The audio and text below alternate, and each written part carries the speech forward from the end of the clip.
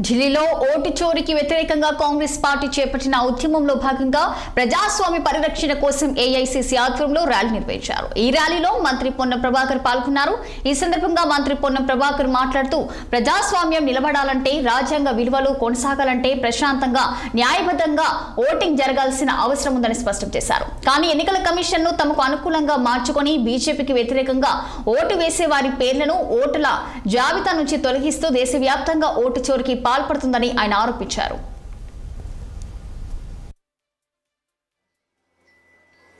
లేనప్పుడు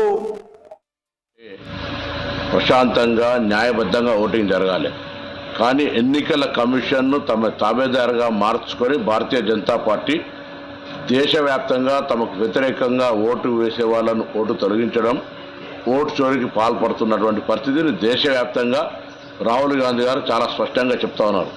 అందుకే దేశవ్యాప్తంగా ఓటు చోరీకి వ్యతిరేకంగా చేపట్టిన సంతకాలతోటి ఈరోజు ఢిల్లీలో ర్యాలీ జరుగుతూ ఉంది. ర్యాలీకి అందరం వెళ్తా ఉన్నాం. ఇప్పటికైనా ప్రభుత్వం ప్రజాస్వామ్యాన్ని కాపాడడానికి ప్రయత్నం చేయాలి.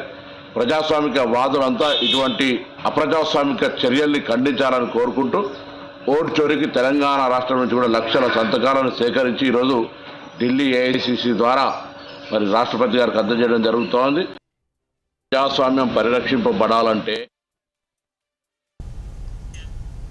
ఇవి bulletin updates. Keep watching 6 TV. సామాన్యుడి ఆరోగ్యాన్ని